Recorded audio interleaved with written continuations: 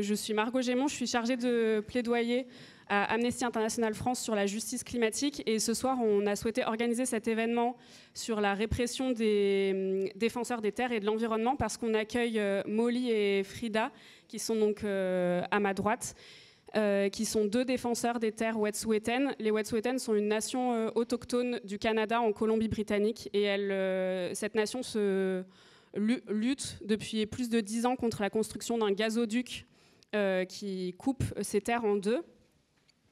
Et elles sont venues à Paris pendant une semaine pour pouvoir partager avec nous leur combat. Et Amnesty International les soutient depuis plusieurs années.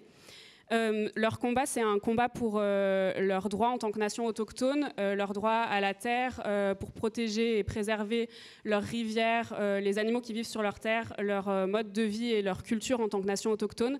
C'est aussi un combat contre l'industrie fossile, qui est la première cause du réchauffement climatique et qui impacte aussi leur mode de vie en tant que nation autochtone. Comme on parle de changement climatique ce soir, vous avez... Peut-être certains d'entre vous ont vu les derniers chiffres publiés par l'ONU avant la COP29 au mois dernier, qui a eu lieu en Azerbaïdjan. L'ONU nous dit que si on continue sur la trajectoire actuelle, on se dirige vers un réchauffement climatique à plus 3,1 degrés d'ici 2100, donc d'ici la fin du siècle, par rapport au niveau pré-industriel.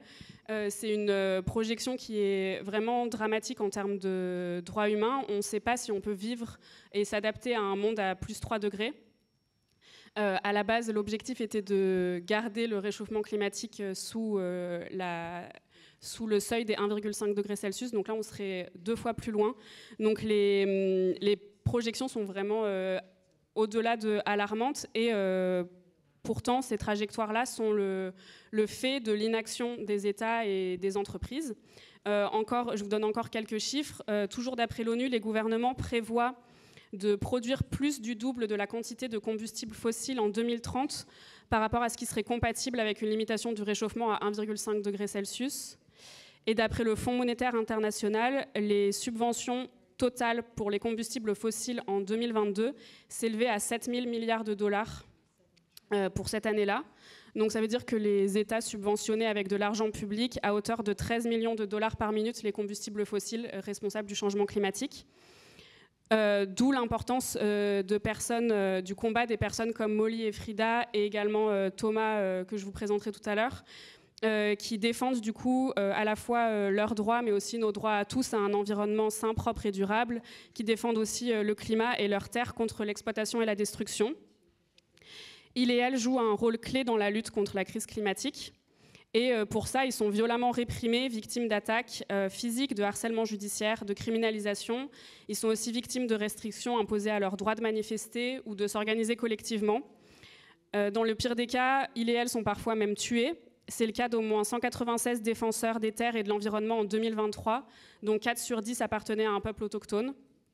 Donc ce soir, on va discuter de la répression croissante des défenseurs des terres et de l'environnement, de la violation des droits humains qui est intimement liée avec la lutte contre le changement climatique.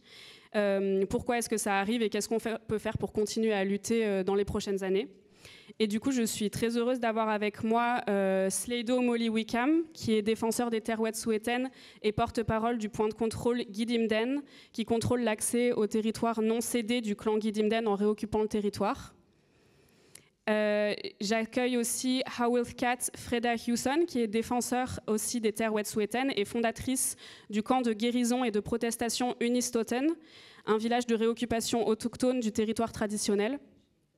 J'accueille aussi Michel Forst, qui est rapporteur spécial sur les défenseurs de l'environnement au titre de la Convention d'Aarhus, et Thomas Braille, qui est arboriste grimpeur, fondateur du groupe national de surveillance des arbres, militant notamment contre le projet d'autoroute A69 et contre la LGV Bordeaux-Toulouse.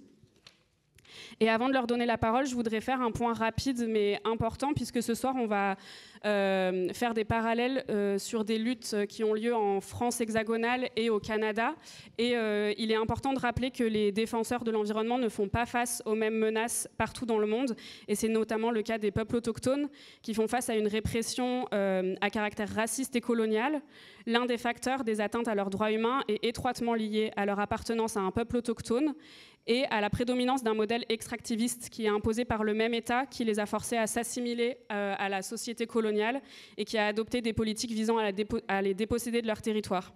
Donc c'est important de le préciser dans le cadre de la suite des discussions, puisqu'on peut faire des parallèles et beaucoup de mécanismes sont communs entre la répression des militants en France, mais aussi ailleurs en Europe, qui sera détaillée peut-être par le rapporteur, et celles que subissent les peuples autochtones, et notamment les Wet'suwet'en. Merci beaucoup d'être avec nous. Et la première question que j'aimerais adresser, c'est pour Sleido et Frida. Le projet de gazoduc Coastal GasLink qui traverse votre territoire, qui est un territoire non cédé qui s'appelle le Yinta, a pu être imposé sans que vous donniez votre consentement libre, préalable et éclairé en tant que nation autochtone. Pouvez-vous nous raconter comment ça s'est passé et la lutte que vous menez depuis plus de 10 ans pour votre territoire? Pourquoi et comment luttez-vous depuis toutes ces années? Thank you so much. I just want to give a bit of a background on the Coastal GasLink pipeline that we've been struggling against. Is one of multiple pipelines that have been proposed throughout our territories over the last decade. All of the 5 clans of the Wet'suwet'en Nation have gone through our own decision-making to oppose all pipelines through Wet'suwet'en territory. Merci beaucoup. Tout d'abord, un petit peu de contexte. Donc, contre le Coastal GasLink, c'est un projet parmi beaucoup d'autres de construction de gazoducs qui traversent nos terres, les terres des 5 clans Wet'suwet'en. Et nous avons pris la décision, chaque clan, de s'opposer à toute construction de gazoducs. This particular pipeline is a 670-kilometer long pipeline that would take fracked gas from northeastern British Columbia to the coast to be liquefied at a natural gas plant and sent overseas to Asian markets. The impact of this would be detrimental, and the impacts socially and economically to our communities in our rural northern space have had huge impacts to our Indigenous women, to the social fabric of our communities, and to our ability to access our territories.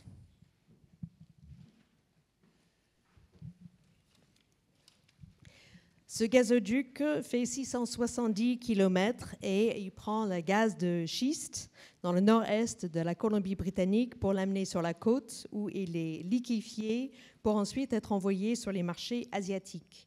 Et cela a un impact absolument terrible et la destruction des écosystèmes, la destruction de notre tissu social sur les femmes et bien sûr impacte l'accès à nos terres.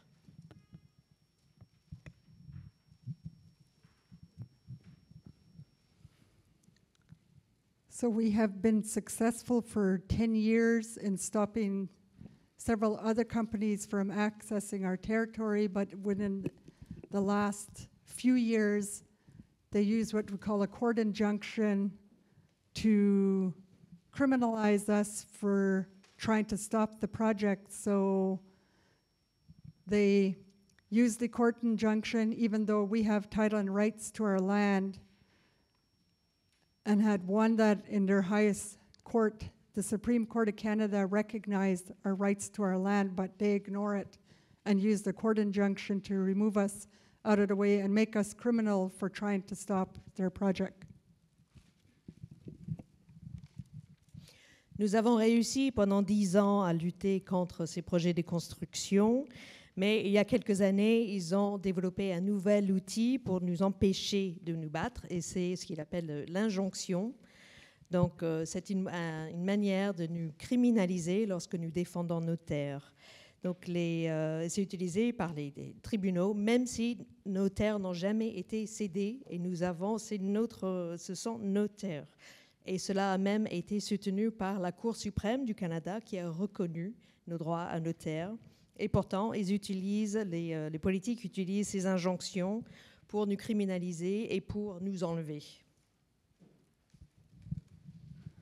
So in our beginnings, because our people were never, ever had to stand up like environmentalists do, where you stand up and block things, and we didn't have the first clue, so we ran for about 8 years what we called environmental action camps, where Greenpeace and everyone's downstream, these different organizations came in and gave our people skills like tree climbing and how to put banners and how to communicate with media, how to get your messaging across.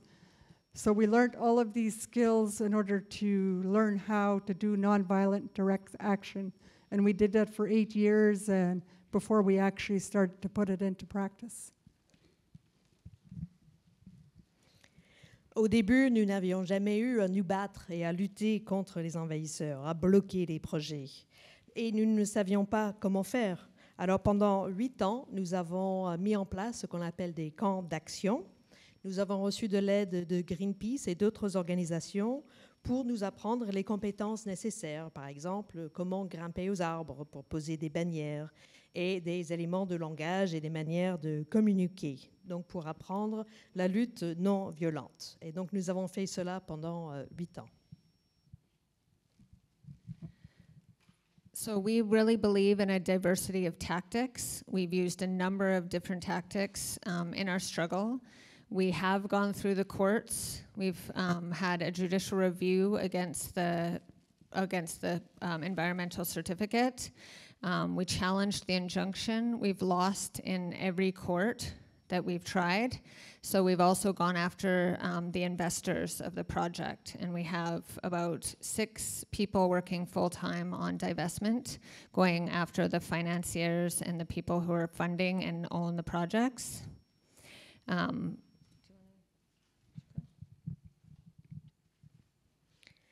Alors nous pensons qu'il faut une diversité de tactiques. Nous utilisons les tribunaux, des examens judiciaires. Nous essayons de lutter contre cette injonction. Malheureusement, pour l'instant, toutes ces tentatives ont échoué. Maintenant, nous essayons de nous battre contre les investisseurs. Nous avons 6 personnes qui travaillent à temps plein sur des questions de divestissement et d'autres manières d'arrêter ces investissements. We also have occupied our territory. We have a right to live and build infrastructure on our lands. And so Frida has built a whole healing center and a village out on her territory. We've all built cabins, homes. We've built a feast hall, a governance hall.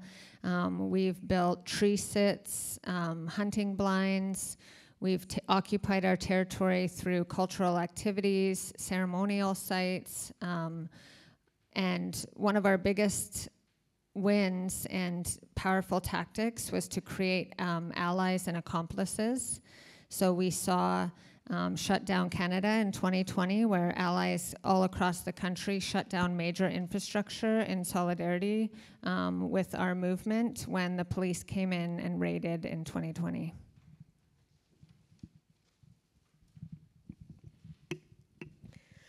Nous occupons également nos terres où nous avons le droit de vivre et de construire de l'infrastructure.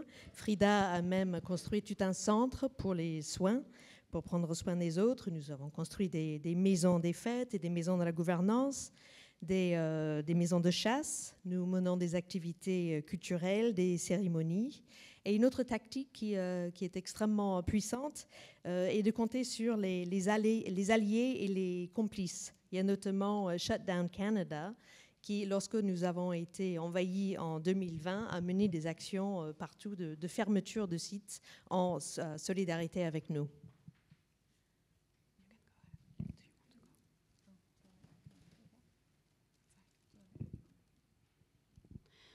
Peut-être si vous pouvez nous expliquer un peu plus le processus qu'aurait dû suivre le gouvernement et l'entreprise pour recueillir le consentement libre, préalable et éclairé des chefs héréditaires de votre nation et qui explique aussi pourquoi vous avez vous luttez pacifiquement contre la construction du gazoduc.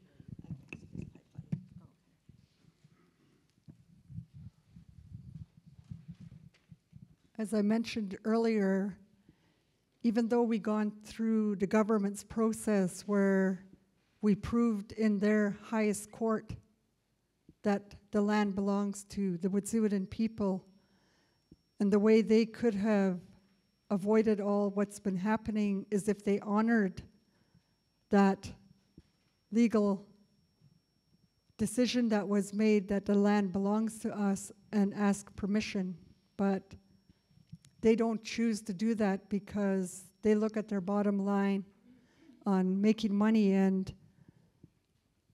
since Contact Our People have not been listened to, they continue just to, we call it stealing the land, to continue to do their projects in order to make themselves more money and ignore the little people like us.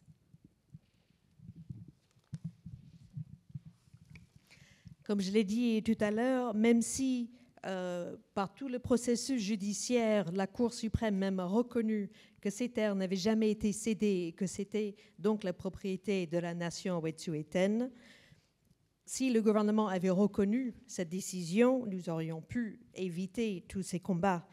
Donc il suffisait de respecter cette décision judiciaire et nous demander la permission d'utiliser nos terres. Mais le gouvernement a préféré ne regarder que les profits.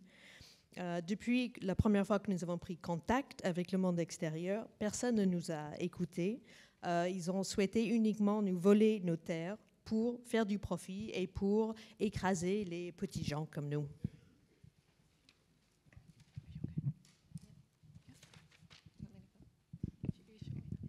I'll just add to that the government's long-term tactic since Contact has always been divide and conquer. And so instead of going to our hereditary chiefs who are have full jurisdiction over our territories, they went to the Indian Act Band Councils, which are an elected official put in place by the Canadian government. And they offered them money to sign and provide consent when the hereditary chiefs have full jurisdiction and are the owners of the territories. So in this way, they've tried to go around us and spread their propaganda that they have consent and that they have full control and ownership over the land. Donc, depuis les premiers contacts, le gouvernement utilise une tactique qu'il préfère de longue date, c'est-à-dire diviser pour mieux régner. Donc, au lieu de se tourner vers les chefs héréditaires, qui sont nos chefs à nous, qui sont les seuls à avoir le droit de prendre des décisions concernant nos terres, ils ont préféré se tourner vers les Indian Act Band Councils, qui sont des conseils qui ont été mis en place par le gouvernement du Canada. Et c'est comme ça ces councils est payé pour donner le consentement, mais c'est ainsi que le gouvernement du Canada se justifie, disons, qu'ils ont bien un consentement. Merci beaucoup. Je me tourne maintenant vers vous, Thomas. Est-ce que vous pouvez nous expliquer un petit peu, comme Slédo et Frida l'ont fait, le contexte de la construction de l'A69 et l'opposition locale au projet depuis plusieurs décennies, et comment les citoyens, les citoyennes et les activistes se sont mobilisés de différentes manières pour lutter contre sa construction? Bonsoir à toutes et tous. Bon, le projet de l'A69, je pense que quand même aujourd'hui il a un écho médiatique assez grand. Je pense qu'on attend toutes et tous, que ce soit au niveau de l'État ou que ce soit au niveau de l'opinion publique, de savoir quel va être le dénouement pour cette autoroute. Ce projet-là, il est vieux de 30 ans. Il est ressurgi en 2024. Donc voilà, en 2024, on refait une autoroute. Je ne pense pas du tout que ce soit le moment pour faire des autoroutes. On a suffisamment lacéré, j'ai envie de dire, le territoire français de routes, d'autoroutes, de nationales, de départementales, de chemins de tout genre, sans encore jouer les enfants gâtés pour avoir un linéaire de 53 km qui va artificialiser 400 hectares de terres agricoles pour un gain de temps entre 12 et 20 minutes, c'est estimé, pour 17 € l'aller-retour, ce qui en ferait une des autoroutes les plus chères de France. Et donc, il y a eu une mobilisation forte du collectif La Voie est libre. Il ne faut pas les oublier, ce sont quand même eux qui sont à la base de cette mobilisation contre ce projet autoroutier. Et donc, ça a fait grandement du bruit depuis maintenant plus d'1 an et demi. On a fait beaucoup d'actions dans les arbres qui ont été réalisées. Elle est assez emblématique, cette autoroute, de la protection des arbres, puisqu'on a pas mal fait perdre beaucoup de temps au chantier en squattant les arbres, et tant mieux. C'est un moyen de lutte, j'ai envie de vous dire, qui est pacifique, hein, puisque quand on est là-haut, pour aller vous sortir, c'est compliqué. Du coup, on n'est pas soumis au coup de matraque, et tant mieux. Mais voilà, maintenant, voilà, ce projet-là, je pense que vous avez suivi un petit peu récemment, il y a à peu près plus d'une semaine.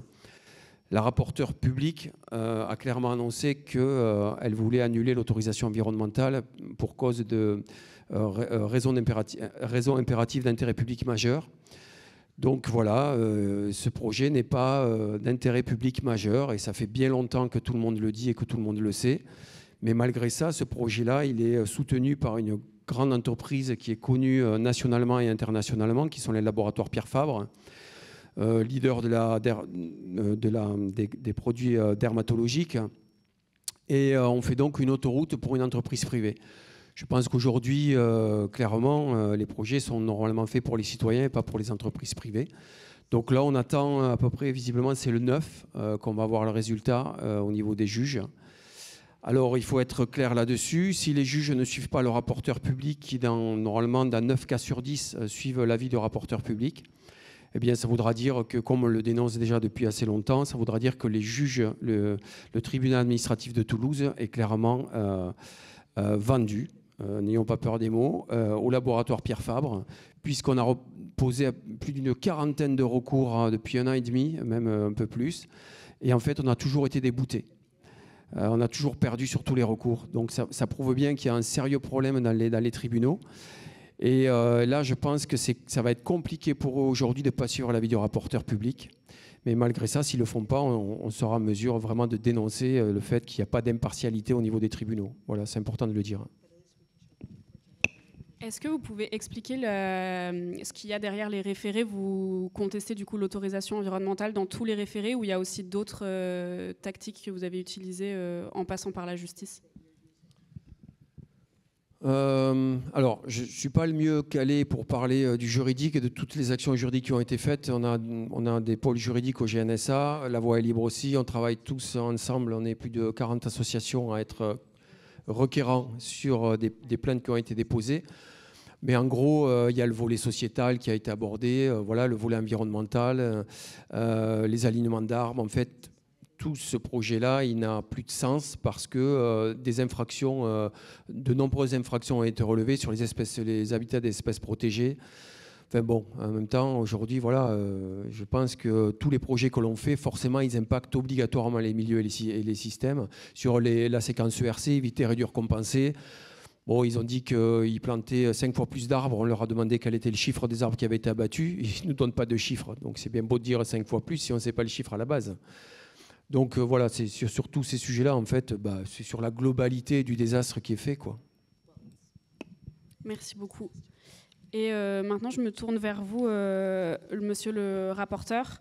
Les histoires donc, de Slédo, Freda et Thomas montrent le rôle de la société civile et des défenseurs des terres et de l'environnement dans la lutte pour protéger les terres et le climat. Dans le cas des Wet'suwet'en, on parle d'un projet qui donc, non seulement détruit leur territoire ancestral et leur culture, mais aussi un projet, comme disait Slédo, de gaz naturel liquéfié, qui est une énergie fossile qui a à peu près le même possible de pollution que le charbon. Et dans le cas de l'A69, on parle d'un projet qui semble incompatible avec la trajectoire de réduction des émissions de gaz à effet de serre de la France pour respecter l'accord de Paris. Et du coup, face au rôle important qu'ils ont pour exiger une action climatique à la hauteur de la crise, est-ce qu'ils sont protégés au niveau international? Et si oui, comment? Et est-ce que vous pouvez nous expliquer votre rôle dans tout ça? Merci. Très bien, merci. Merci pour l'invitation et merci d'avoir posé la question en ces termes-là. Peut-être avant de m'aventurer dans la réponse, j'aimerais peut-être apporter une précision juridique. En fait, on parle de la question des défenseurs de l'environnement. C'est important de bien comprendre de quoi on parle et de voir qu'on a, sur le plan international, une définition qui a été acceptée par les États au fond, qui sont les défenseurs dont on parle aujourd'hui, en fait. Et donc, on va célébrer dans une semaine, le 9 décembre, ce qu'on appelle la Journée internationale des défenseurs des droits humains, droits de l'homme, après une longue bataille qui a été menée par Amnesty, par d'autres organisations, qui voulaient à l'époque que les États élaborent une convention pour protéger les défenseurs menacés, parce que, comme ça a été rappelé tout à l'heure, on voit qu'ils sont dans le monde entier l'objet de menaces, d'attaques, de meurtres, de disparitions forcées et autres violences au quotidien. Donc, et cette définition, elle a le mérite d'être simple. Dans son article 1, elle dit simplement que est un défenseur des droits humains tout individu, groupe ou organe de la société qui protège et qui promeut les droits humains proclamés dans la Déclaration universelle des droits de l'homme. Très simple, pas la peine d'être membre d'une organisation, d'être un spécialiste. Tout individu qui protège, qui promeut les droits humains est un défenseur. Et pour les défenseurs de l'environnement, c'est la même chose au fond. On a maintenant une définition très claire qui est que les défenseurs de l'environnement sont tout individu, groupe ou organe de la société qui promeut et qui protège le droit à un environnement sain, tel que rappelé par les Nations Unies dans une résolution adoptée en 2021 et 2022. Et donc ces défenseurs, effectivement, ils sont à l'heure actuelle l'objet de menaces de plus en plus violentes. On y reviendra tout à l'heure. Mais je tenais à rappeler ce point juridique parce qu'il est extrêmement important de se fonder aussi sur l'aspect du droit qui gouverne les relations entre les États et notamment la question de la protection des personnes menacées. 1998, au moment où cette déclaration a été adoptée, c'est également l'année durant laquelle a été adoptée une convention internationale qu'on appelle la convention de Aarhus, parce qu'elle a été adoptée à Aarhus aux Pays-Bas. Une convention qui était la première démocratie environnementale, si je puis dire en fait, avec l'idée de créer une démocratie environnementale dans laquelle les personnes qui étaient touchées par des attaques contre l'environnement pourraient trouver un moyen de se défendre, bâti autour de 3 piliers. Le premier, on l'a évoqué dans les discussions, c'est l'information. C'est-à-dire que dès lors que votre environnement va être menacé par une entreprise, un projet immobilier, un grand barrage, une entreprise internationale, eh bien, l'État a l'obligation de vous informer du projet et de donner l'information dans une langue que vous comprenez. Ça veut dire que pas uniquement dans la langue nationale, mais dans les langues locales qui sont parlées par les personnes affectées. Le deuxième pilier complémentaire, c'est le droit à la participation qu'on vient d'évoquer. Ça veut dire que dès lors que votre environnement est menacé, eh bien, l'État a l'obligation de vous consulter, y compris le droit de vous dire, vous pouvez dire non au projet parce que c'est un moyen d'exprimer votre opposition à un projet. C'est le deuxième pilier. Et le troisième pilier, qui est aussi pertinent, on y reviendra tout à l'heure, c'est la justice environnementale. Dès lors que vos droits environnementaux ont été bafoués, eh bien, vous avez la possibilité de vous tourner vers la justice administrative, comme Thomas Brahe l'a rappelé avec 69, ou devant la justice judiciaire, comme c'est le cas à l'heure actuelle au Canada. Important de rappeler en fait que cette démocratie environnementale, elle existe, il faut la faire vivre, et cette convention d'Aarhus, c'est un bien précieux que les États ont en leurs mains, et il faut que les militants s'en emparent.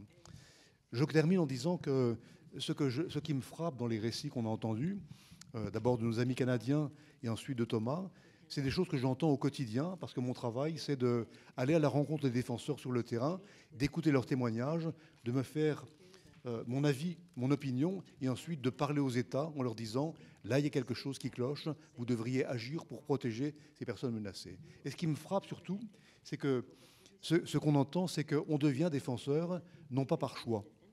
On ne décide pas de devenir un défenseur de l'environnement, parce que brutalement, ça nous intéresse. On devient un défenseur de l'environnement parce que votre environnement, il est attaqué, il est menacé. Ce sont des communautés locales, des peuples autochtones qui nous disent que pourquoi bâtir un barrage qui va, du jour au lendemain, couper l'accès à l'eau potable alors que ça irrigue les prairies dans lesquelles je nourris mes animaux ou les cultures que je fais. Pourquoi construire une autoroute comme la 69 sans qu'on soit consulté? Et donc, je décide parce que mon environnement est menacé, les arbres que je défends sont menacés, eh bien, je suis attaqué et donc je me défends et je deviens comme ça un défenseur de l'environnement. Rappelons-nous qu'un défenseur n'est pas un défenseur qui choisit, il l'est par nécessité, et c'est important de dire qu'une nécessité vitale qui les anime.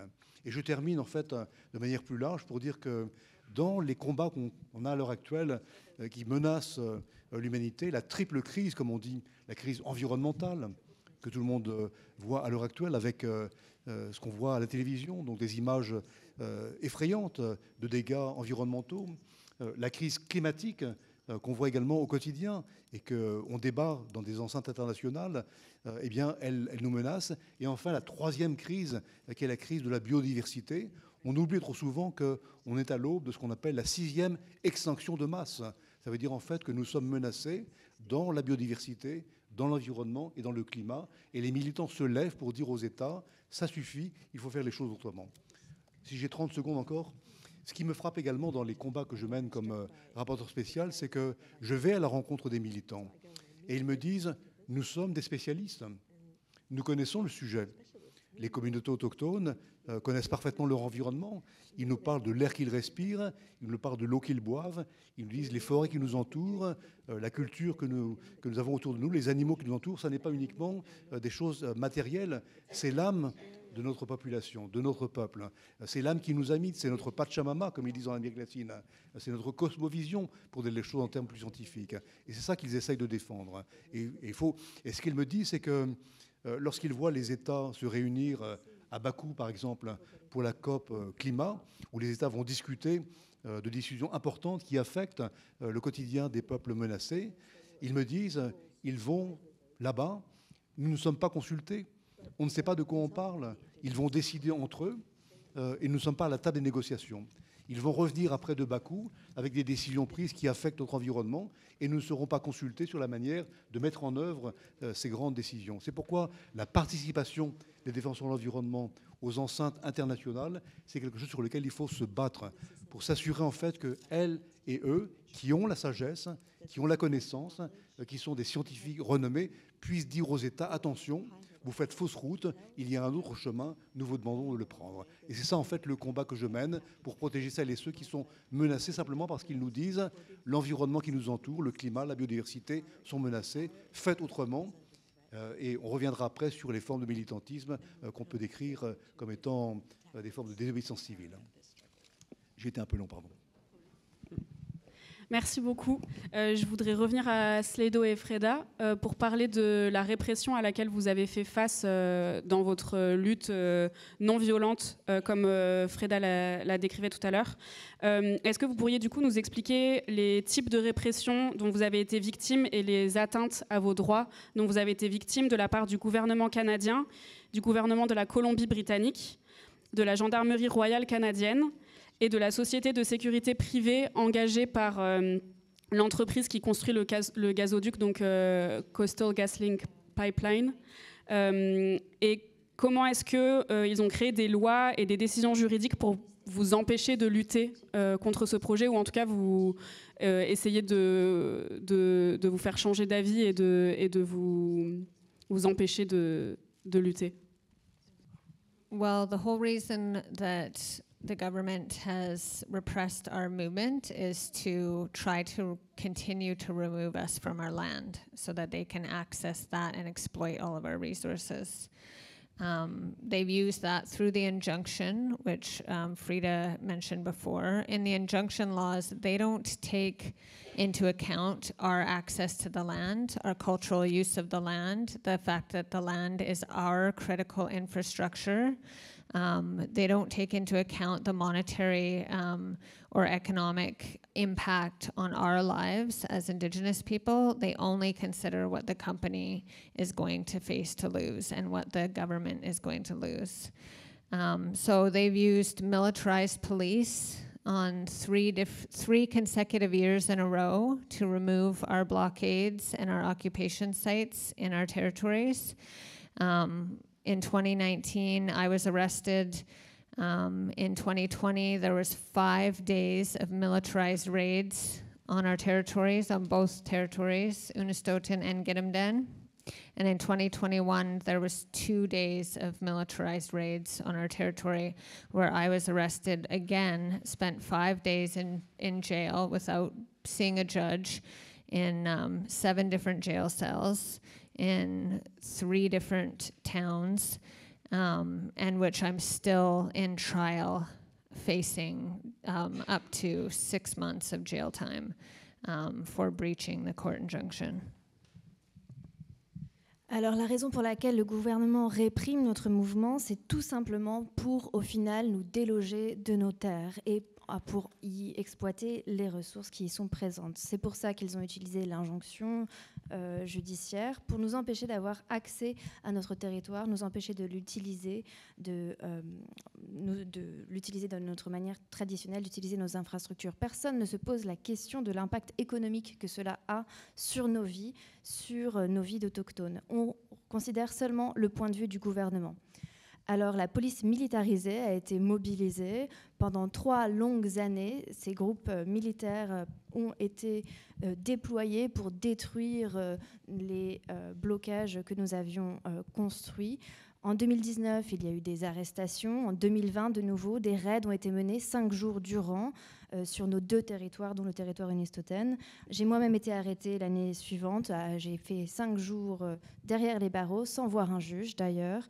Et j'attends maintenant toujours la décision judiciaire pour savoir si je vais être emprisonnée ou non. Je risque 6 mois de prison. Throughout the 5 years of construction of the CGL pipeline, the RCMP, the Royal Canadian Mounted Police, created its own special unit of police to protect industry called CIRG. It's the Critical Community Industry Response Group. They're specifically trained, specially trained to protect industry and mega oil and gas projects in British Columbia and across Canada. And so they've teamed up with the government, private industry, and private security companies. So the private security companies that we've been dealing with on our territory are all ex-military and ex-RCMP members. Pendant les 5 années de construction du gazoduc CGL, la Gendarmerie nationale canadienne a créé son propre groupe militaire pour justement nous expulser. C'est des groupes spécifiquement entraînés pour protéger l'industrie et les méga-projets qui voient le jour en Colombie-Britannique et au Canada. Par ailleurs, les gendarmes se sont aussi alliés à différentes entreprises de sécurité privées qui sont toutes en fait composées d'ex-militaires, donc des groupes fortement armés. And some of the ways they've been using intimidation tactics is my head chief, he was leaving his home and the police pulled up by his home and they followed him all the way into the neighboring community, which is 20 miles away or 32 kilometers. And he followed him around in that town as well. So he pulled over and my uncle, he got out of the vehicle and then he tapped on the RCMP vehicle and said, "This is intimidation. You have no right to follow me around." And he told him, "You stop following me," and he walked away. And myself as well, every time I left, I would find when I'd go to the gas station, a cop car would pull in as soon as I pulled in. And I think by the 3rd time they did that to me, I jumped out and put my arm out, and he already knew my name. He said, "Pure coincidence, Frida." And that's after that, he quit following me when I got upset with him for following me around. Eh bien, tous ces groupes utilisent aussi des tactiques d'intimidation très claires. Par exemple, l'on est surveillé par la police, suivi, ça a été le cas de notre chef qui a été suivi sur 32 km. Mon oncle également qui était suivi en voiture, qui a fini par un moment par sortir de sa voiture, se tourner vers les gendarmes pour leur dire qu'il n'avait pas le droit de le suivre, que c'était de l'intimidation. Moi-même, j'ai aussi fait l'objet de surveillance accrue lorsque je me déplace en voiture pour aller prendre de l'essence.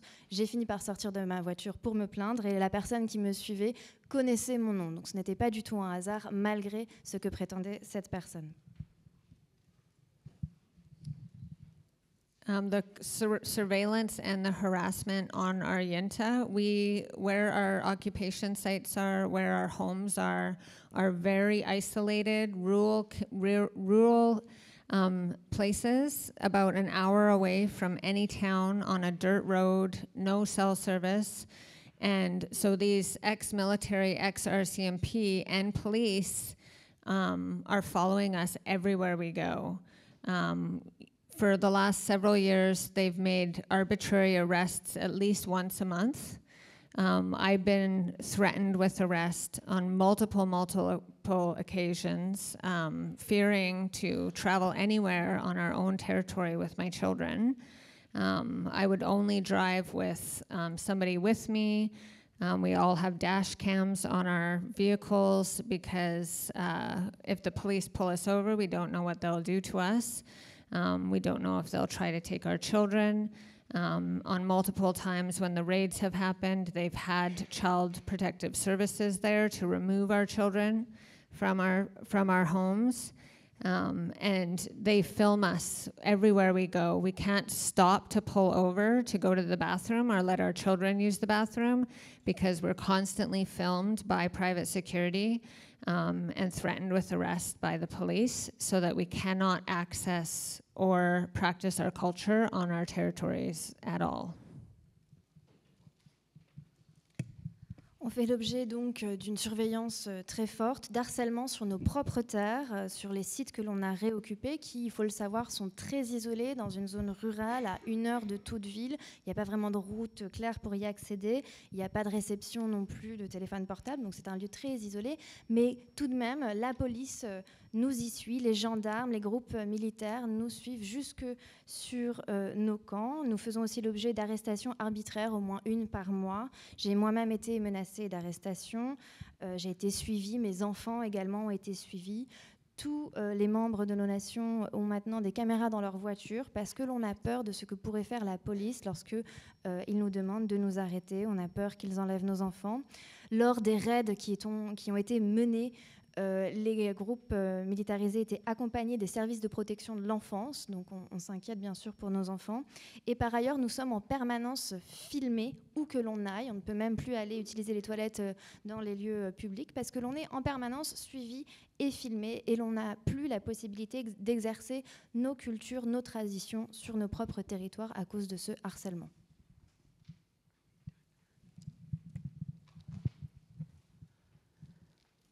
And some of the other intimidation tactics they use is the industry will tell lies to the police saying certain items are missing or this happened, and right away they use that as an excuse to invade our space to look for a missing chainsaw, or if damages happen, they automatically said, we're the suspect, even though they don't have no proof. They just said automatically, we're the suspect, so they'd put a vehicle across the bridge from our healing center and shine the lights all night long on our healing center, the headlights of the security vehicle. And we asked them numerous times to take it down. We can't sleep with your lights shining bright. So they do things like that to try and intimidate us and cause us to feel unsafe for our elders or children that are in our healing center. Parmi leurs autres tactiques d'intimidation, l'industrie propage des mensonges, des fausses accusations auprès de la police, nous accuse de vol notamment, ce qui permet après à la police d'envahir notre territoire à la recherche de preuves, d'outils soi-disant volés ou à la recherche des suspects. On a aussi d'autres tactiques, comme par exemple la dépose d'un véhicule sur la route près de notre centre de guérison, en plein phare, allumé toute la nuit en direction de notre centre de guérison pour nous empêcher de dormir. On bien sûr leur a signalé que cela était très gênant, mais c'est le type de petites techniques d'intimidation et de harcèlement au quotidien auxquelles nous faisons face et qui ont pour but de nous insécuriser, de nous faire sentir pas en sécurité chez nous.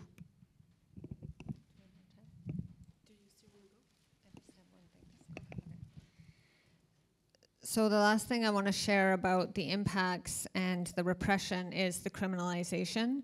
So everybody who was arrested was given conditions not to return to the territory. So every arrest they make, that's one person that's not allowed back on our Yinta. They also tried to make that condition for myself, so for the last 3 years I've had conditions that I'm only allowed on my own territory if I'm engaged in a cultural practice. Otherwise, I can be arrested and put in jail, and I would have to wait until trial, and we've been in trial for 3 years. Our next court dates are December 9th, in which we'll do closing arguments, and this has been since November 2020. 21. But my ability to access the territory has been severely threatened. So, for example, one time I was meeting with my lawyers on our Yinta, on our territory at our village site. The police came and threatened to arrest me and tried to arrest me. And I found out later that the only reason they didn't arrest me was because CGL, the private industry, told them not to because they were afraid of retaliation from our people and what we would do, and that it would look bad on them to have arrested me again for being on my own territory. Par ailleurs, ce qui a un fort impact sur notre nation, c'est la criminalisation de nos membres. Il y a à chaque fois qu'il y a une arrestation, cette arrestation est accompagnée d'une décision d'interdiction de retour sur notre propre territoire, le Yinta. Et j'en fais moi-même l'objet depuis 3 ans. Je n'ai l'autorisation de retourner sur mon territoire que si c'est pour y pratiquer une pratique culturelle traditionnelle. Le 9 décembre, nous verrons la fin d'une procédure judiciaire qui a vu le jour en novembre 2021. Et j'ai vraiment l'impression que l'accès à mon propre territoire est menacé. Par exemple, lorsque j'ai voulu rencontrer mon avocat sur nos terres, la police est venue avec pour objectif de m'arrêter. Et j'ai appris plus tard qu'elle ne l'avait pas faite seulement parce que la société gazière CGL leur avait dit qu'elle avait peur des représailles et que ce serait mauvais pour leur image de m'arrêter de nouveau. Merci beaucoup. Je me tourne à nouveau donc vers Thomas pour à peu près la même question. Et il y a des mécanismes similaires qui ont été utilisés par la police et les forces de l'ordre en France. Donc, est-ce que tu peux nous raconter un petit peu les différents types de répression auxquels les activistes de La Voix est libre ou du GNSA ou d'autres associations qui se sont opposées à la construction ont fait face, et les conséquences collectives et individuelles que ça a, que ce soit en termes de répression ou de criminalisation également, comme dans le cas de Slédo et Freda?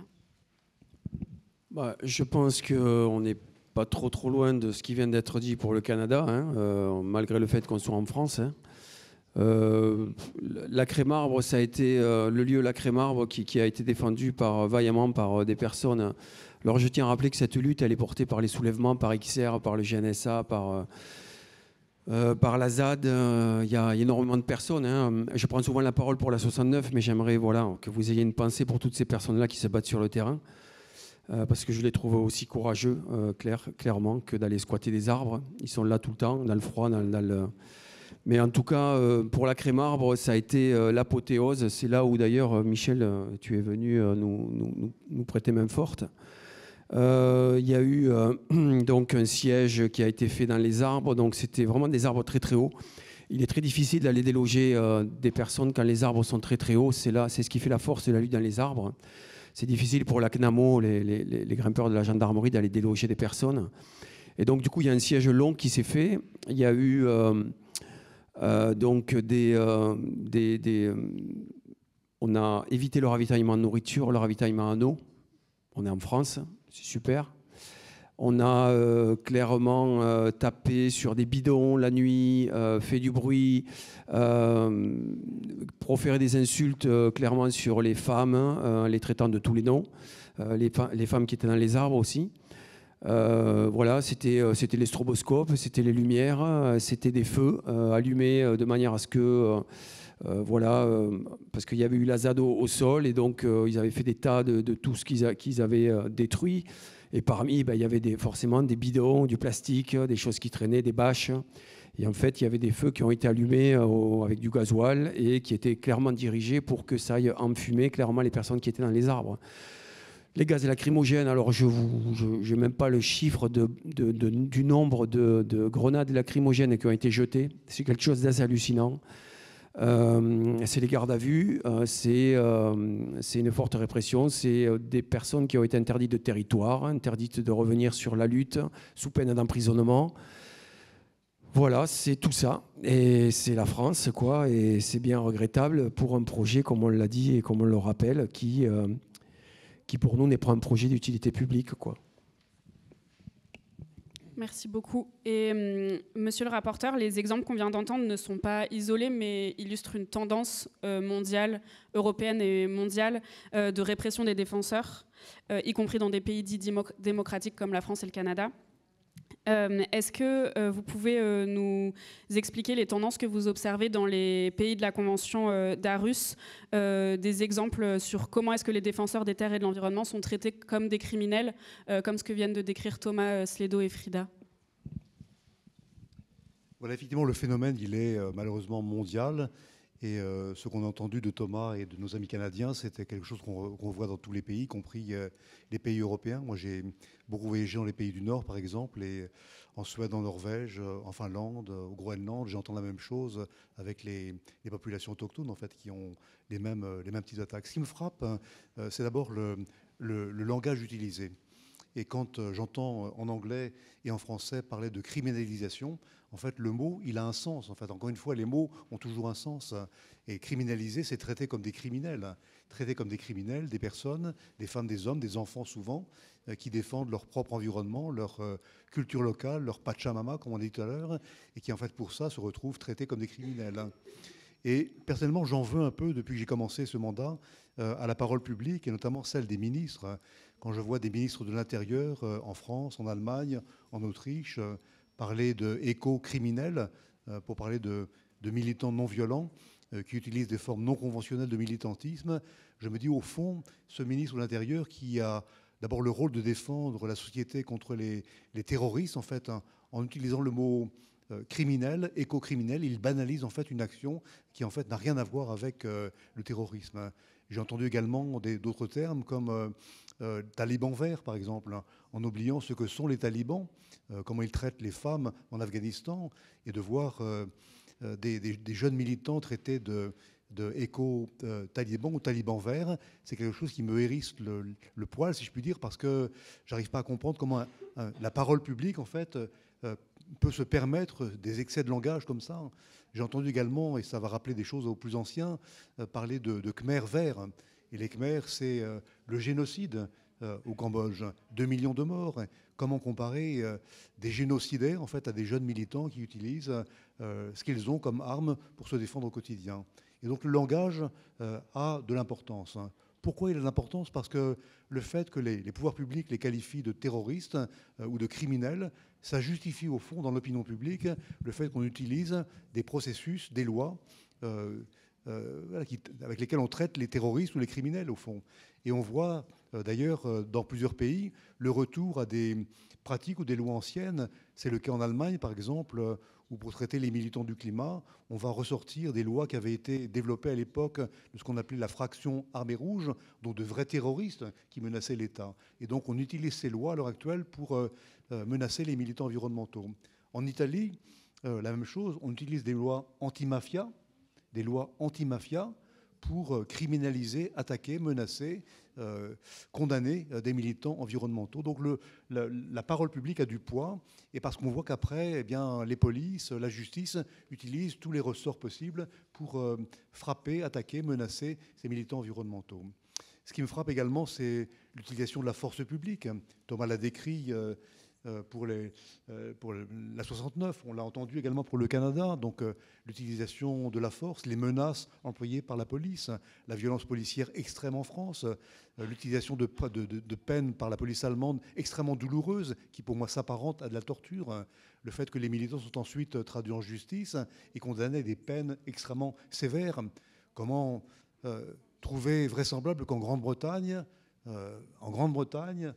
j'ai observé un procès dans lequel un militant a été condamné à 5 années de prison simplement pour avoir organisé une réunion Zoom pour décider si oui ou non il ferait une manifestation.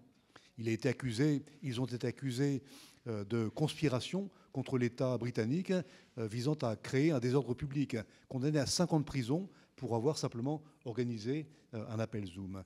Et ce qu'on voit là, en fait, on le voit partout, et malheureusement, les États copient et collent les mauvaises lois, copie-école les mauvaises pratiques, les polices se copient les unes aux autres, et on doit voir cette répression qui grandit dans le monde entier à l'encontre des militants environnementaux et des militants du climat. Et c'est quelque chose qui non seulement me révolte, mais qui devrait susciter en fait une véritable révolte de la part de la population.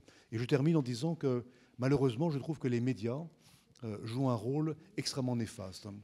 Lorsqu'ils couvrent une manifestation de militants environnementaux, comme au Canada, ou comme à Toulouse ou ailleurs, et qu'ils montrent uniquement l'acte lui-même, la transgression de la loi, le fait qu'on bloque une route, qu'on vient protester, qu'on monte dans un arbre, et chercher à expliquer, et la presse a un rôle pédagogique à jouer, sans chercher à expliquer, eh bien, on justifie au fond le fait que ce sont des jeunes écervelés, des criminels, et donc qu'on les traite comme des criminels ou comme des écervelés. Et je trouve que les médias auront un rôle et devraient jouer mieux leur rôle pédagogique d'explication des raisons pour lesquelles les militants choisissent ces formes non conventionnelles de militantisme pour protester contre l'inaction des États. Merci beaucoup. J'ai une dernière question à chacun d'entre vous et je vais directement vous redonner le micro, Monsieur Forst. Donc la répression qui a été décrite par tous et toutes autour de la table a pour objectif de réduire au silence les défenseurs, de les décrédibiliser, de délégitimer leur combat. Alors que l'urgence est de plus en plus forte et je l'ai très rapidement évoqué au début de la discussion, la répression a un effet dissuasif sur la mobilisation. Donc on fait face à un réel paradoxe. Que doivent faire les États en priorité pour garantir que les défenseurs puissent continuer à jouer leur rôle, à protéger les terres, l'environnement et le climat? Et notamment, tout à l'heure, vous avez mentionné la désobéissance civile et je voudrais du coup ajouter une dernière question. Est-ce que vous pouvez nous rappeler comment la désobéissance civile est protégée par le droit international et fait partie intégrante des droits humains de chacun et chacune d'entre nous? Oui, peut-être ce que j'ai entendu de commun dans le récit de Thomas Braille et de nos amis canadiens, et qu'on entend également partout dans le monde, qu'on entend également durant les COP, les réunions des États parties sur le climat ou sur la biodiversité, c'est le poids des lobbies. Et derrière les lobbies, il y a les industries.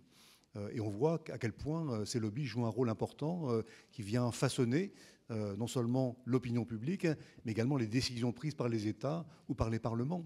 En Grande-Bretagne, c'est très clair que les lois récentes destinées à lutter contre les militants du climat sont directement inspirées par des lobbies d'industries fossiles, du gaz et du pétrole. Et donc on sait, je n'ai pas de preuves évidentes, il y a des recherches qui sont menées à l'heure actuelle pour vérifier si oui ou non les grandes firmes britanniques qui travaillent sur la préparation des projets de loi pour les États ne sont pas directement inspirés ou financés par ces fameux lobbies industriels pour protéger des intérêts économiques. Et ce qu'on voit également au Canada, ce qu'on voit partout, en fait, c'est que ces lobbies, ces puissances économiques gouvernent la décision publique. Et il y a, de mon point de vue, quelque chose qui devrait faire réagir l'opinion publique, que de voir quel point on accorde, quel prix on accorde à ces lobbies publics, à ces lobbies qui exercent une pression sur les États. On le voit également dans les conférences d'États-parties, les COP. Moi, je reviens de Bakou. On a dans la salle des personnes qui étaient là-bas aussi à Bakou, de voir en fait que les délégations des États sont accompagnées par des milliers de lobbyistes qui viennent porter des éléments de langage, donner des explications, faire de la pédagogie et donc représenter d'intérêts financiers énormes. C'est quelque chose qui effectivement ne devrait pas exister. Il faut qu'on change le paradigme de l'organisation de ces réunions internationales. Et pour terminer sur la désobéissance civile, une observation que j'ai pu faire, je n'ai pas choisi de travailler sur la désobéissance civile. On sort dans la rue, on bloque l'accès à un aéroport. On sort dans la rue, on bloque l'accès à une route. Ou bien on jette de la peinture sur un tableau ou sur un monument. On ne comprend pas ce qu'il y a derrière, en fait. Mais c'est l'urgence qui pousse les militants à utiliser ça.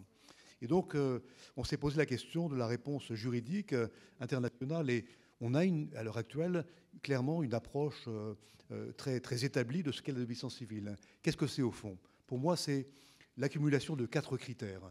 Le premier, c'est que les jeunes militants ou les militants environnementaux, qui sont d'ailleurs pas tout jeunes, il y a des grands-mères qui pratiquent également la désobéissance civile, c'est d'abord la désobéissance à la loi. Je décide de désobéir à la loi pour montrer quelque chose qui me paraît important. Et donc c'est un acte dans lequel je sais que je vais affronter le juge et je serai peut-être condamné. Il faut du courage pour le faire, en fait. Le deuxième critère, c'est la violence. Je choisis de le faire, mais de le faire sans violence. Ce n'est pas moi qui vais jeter des pierres sur la police ou des cocktails Molotov. Si je suis attaqué, je pourrai répondre, mais pas de violence. un acte de transgression de la loi qui est forcément non violent. Le troisième critère, c'est la publicité. Je le fais dans l'espace public, comme partout en fait. Pas question de le faire dans mon arrière-cour, dans mon jardin, dans mon appartement.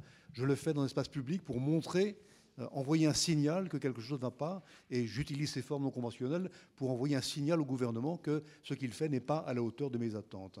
Et le dernier critère, pour moi, c'est effectivement de le faire uniquement pour une cause qu'on estime juste ou injuste, c'est-à-dire l'inaction des États ou une loi qui a été adoptée ou en passe d'être adoptée et qui va menacer l'ordre public ou ma conception de la manière dont l'humanité peut vivre ensemble. Et dès lors que les jeunes militants cumulent ces 4 critères, ils sont pour moi des défenseurs. Et je rappelle toujours aux juges judiciaires que c'est protégé par le droit international, que les États ont des obligations et que la désobéissance civile, elle est autorisée. Bien sûr, rien n'empêche de condamner une personne qui a utilisé la désobéissance civile, mais le droit de protester en utilisant des formes non conventionnelles, comme bloquer un accès à une autoroute, faire de la disruption, de la perturbation, c'est protégé, c'est utilisé, et il faut sans cesse rappeler aux États et aux juges qu'ils doivent d'abord respecter les obligations du droit international. Merci beaucoup. Thomas, une dernière question. Après le tableau qu'on a peint qui est assez noir, est-ce que vous pouvez nous expliquer comment vous voyez le futur de la lutte en France et dans votre région pour l'environnement et le climat ? Est-ce que vous voyez de l'espoir ? Vous avez déjà tout à l'heure parlé de l'attente des conclusions du tribunal administratif de Toulouse sur la 69. Comment vous envisagez les prochaines luttes, et notamment celle contre la LGV, donc la ligne grande vitesse Bordeaux-Toulouse, et qu'est-ce qu'on peut faire collectivement pour soutenir ces luttes régionales ? Alors, de l'espoir. Il y a des jours, je me dis, j'en ai pas, j'en ai plus. Et puis après, vous vous levez avec votre petit garçon qui déjeune, et puis vous vous dites, vous êtes obligé d'en avoir en fait. Moi, je crois que je suis dans cette démarche-là de me dire, je suis obligé d'avoir de l'espoir, de m'en donner, parce que sinon, on reste tous chez soi, on se met devant la télé, on regarde des séries à n'en plus finir jusqu'à que tout s'écroule. C'est pas du tout la philosophie, en tout cas, c'est pas la mienne. Je pense qu'aujourd'hui, il va falloir s'enlever de la tête la peur, parce qu'on est gouverné par la peur. On est toujours dans des états où on nous gouverne par la peur. La peur, elle sclérose, elle nous empêche de bouger, de faire des choses. Moi, aujourd'hui, la peur, j'ai dépassé ce stade. Je l'avais il y a 5 ans, quand j'ai fait ma toute première action dans un platane à Mazamet. J'avais les forces de l'ordre en bas, 15 000 € d'amende si je ne descendais pas aux premières sommations. Je ne savais pas du tout où j'allais. Et j'ai envie de vous dire, à partir du moment où vous êtes guidé par le cœur, il n'y a rien qui vous arrête. Mais je crois qu'il va falloir arrêter aujourd'hui de mentaliser les choses. Il va falloir y aller parce que si votre cœur vous dit de le faire, il faut le faire. Et la peur, c'est quelque chose c'est comme le vertige, on peut le travailler. D'ailleurs, très bel exemple que je pourrais vous donner. Moi, vous savez, je suis grimpeur arboriste. Le plus grand arbre que j'ai grimpé, il faisait 60 mètres de hauteur en Guyane. Et quand j'ai commencé cette profession, j'avais le vertige. Voilà. Donc, je vous laisse méditer à tout ça. Et je vous laisse surtout prendre acte que la seule peur qu'on doit avoir aujourd'hui, c'est celle du mur qu'on va prendre demain si on ne fait rien aujourd'hui, quoi. Voilà.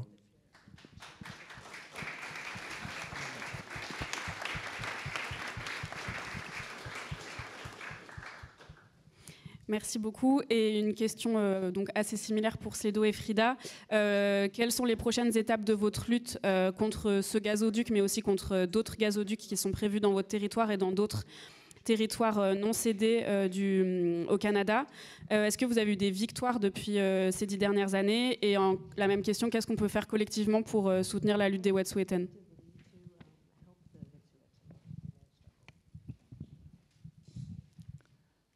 Well, as I mentioned earlier, in the first 10 years, we had a victory of shutting down 2 pipelines.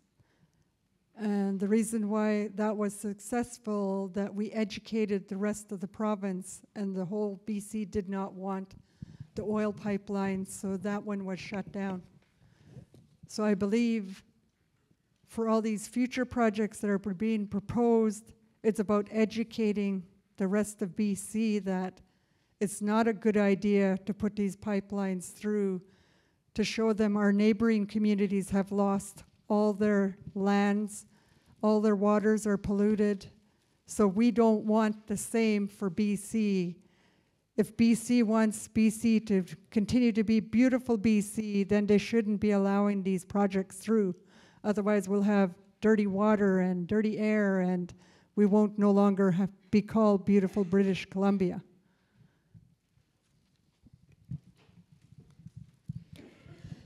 Sur les 10 dernières années, nous avons réussi à faire arrêter 2 projets de gazoducs. Donc, ce sont des réussites, mais bien sûr, il y en aura d'autres. Mais le plus important, c'est de montrer aux autres ce que l'on peut faire. Ce sont des projets où, en fait, il faut éduquer les autres et vraiment montrer les dégâts causés par ce type de projet. Nous avons des peuples voisins qui ont absolument tout perdu. Ils ne peuvent plus boire leur eau, leur air est pollué, alors que le gouvernement du Canada met en avant la province de la Colombie-Britannique comme étant un endroit d'une beauté magnifique. Mais justement, ces projets font que ce n'est plus du tout un endroit magnifique. Il n'y a plus d'eau, il n'y a plus d'air. Avec ces projets, ça détruit la beauté du Canada. We've had people ask sometimes if how we feel about the pipeline being built, and I always say that I feel like we've won, like not that we've just won, but that we are winning, because this is a bigger fight than just one pipeline. And we've always known that from the beginning.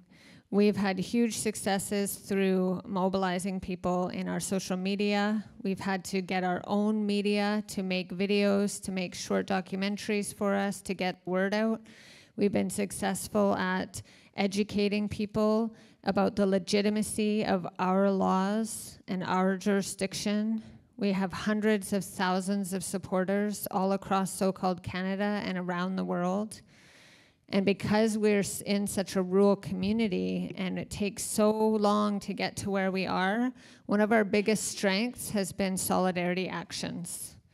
So people around the world and across Canada and other Indigenous nations have taken solidarity actions when we put a call out for help. When the police are coming in and doing violence to us, they stand up and they block railways, they block ports, they do demonstrations to show that we are not alone and that we are all in this fight together. And that's what we're asking for people to help with, to organize yourselves, because this is not just a fight about a pipeline or a highway. These are all connected. Our struggles around the world are all connected so that we all have a future together. I would say.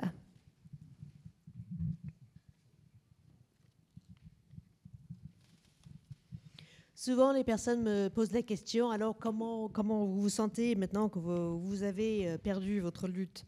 Mais en fait, nous n'avons pas perdu. Nous avons gagné et nous sommes encore en train de gagner. Parce qu'il ne s'agit pas uniquement d'un projet de gazoduc. Nous avons réussi à nous mobiliser, nous avons réussi à sensibiliser les publics, à créer des comptes sur les réseaux sociaux, à faire connaître notre lutte. Nous avons fait un documentaire et cela nous permet d'éduquer les autres. Et cela montre la légitimité de notre système de justice. Nous avons des centaines de milliers de personnes qui nous soutiennent au Canada et partout dans le monde. Et c'est très important parce que nous vivons dans un lieu très isolé, très reculé. Et pourtant, par des actions de solidarité, nous sommes ensemble. Parce que dans le monde et au Canada, lorsque nous alertons nos réseaux que nous sommes attaqués, ils mènent des actions par solidarité. Donc, ils bloquent les trains, ils bloquent des ports, ils font des manifestations pour montrer que tous ensemble, nous menons cette lutte. Et ça, c'est quelque chose qui est extrêmement utile pour nous. Parce qu'il ne s'agit pas, au fond, d'un projet de gazoduc, d'un projet d'autoroute. Tout cela est lié. Nous luttons, en fait, pour notre avenir commun.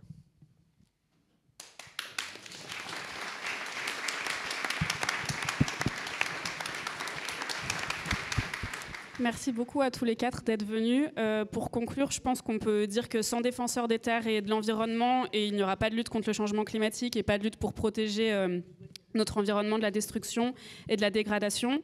Les réprimer et accepter cette situation, c'est abandonner notre capacité commune à faire face à la crise avec l'urgence et l'ambition nécessaires. Amnesty appelle les États à prendre des mesures sur ces deux situations. Donc j'aimerais rappeler nos positions pour conclure. Amnesty International appelle les autorités canadiennes à stopper la criminalisation des Wet'suwet'en et de leur soutien, d'abandonner immédiatement les poursuites engagées contre eux et elles et de protéger le droit de contrôle des peuples sur l'utilisation de leurs terres ancestrales. Vous pouvez signer une pétition dirigée au Premier ministre de la Colombie-Britannique, David Eby, qui est à l'entrée, sur un petit stand à l'entrée de la salle. Amnesty International appelle aussi, dans le cadre de la lutte contre le projet A69, à une enquête sur les allégations, une enquête indépendante sur les allégations de violence et de violation des droits des militants s'opposant au projet, notamment des écureuils, qui peuvent constituer, selon nous, un traitement cruel, inhumain ou dégradant, en vertu de l'article 3 de la Convention européenne des droits de l'homme et contraire à la Convention des Nations Unies contre la torture. Je vais maintenant passer la parole à la salle pour des questions. Je voudrais juste qu'on ait une pensée pour Paul Watson, qui est emprisonné à Nuuk, au Groenland, s'il vous plaît. Il fêtait ses 74 ans hier. Et j'ai juste pour... Je sors un petit peu, mais je voulais m'adresser à Michel. Est-ce que l'ONU s'est emparée de ce sujet de Paul Watson? Alors, j'ai immédiatement publié un communiqué de presse qui n'a pas attiré l'attention de tout le monde pour dire effectivement que Paul Watson est un défenseur de l'environnement, de la biodiversité, et qu'il devait par conséquent bénéficier de la protection et de l'immunité dont bénéficient les défenseurs de l'environnement par les Nations Unies. Alors après, les procédures que j'utilise sont confidentielles, donc vous comprendrez à demi-mot que son cas, je le traite, mais je ne peux pas en dire plus aujourd'hui. Merci.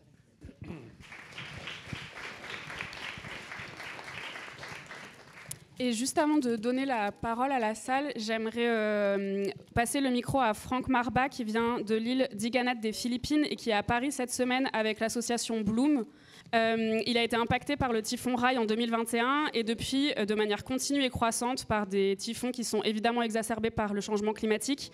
Très récemment, 6 typhons ont frappé l'archipel en l'espace d'1 mois et Franck a porté plainte contre Total Energy pour mise en danger de sa vie face à la juridiction française avec 7 autres victimes climatiques du monde entier. Et du coup, comme il est à Paris cette semaine, on voulait également lui permettre de prendre la parole ce soir. Et les 2 interprètes ont gentiment accepté de également traduire puisqu'il s'exprimera en anglais. So good evening, everyone.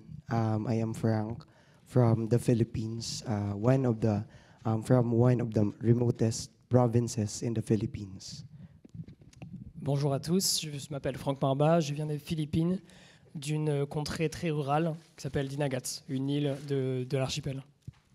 So I will start my sharing by saying that it is true that our struggle plays no border. I mean, whenever you are in this planet, we do experience the same struggle. That is the effect of climate change. So I will start my story from there. J'aimerais commencer mon histoire en confirmant et en rebondissant le fait que, en effet, toutes nos luttes sont connectées entre elles. Quand il s'agit de changement climatique, il n'y a pas de frontières.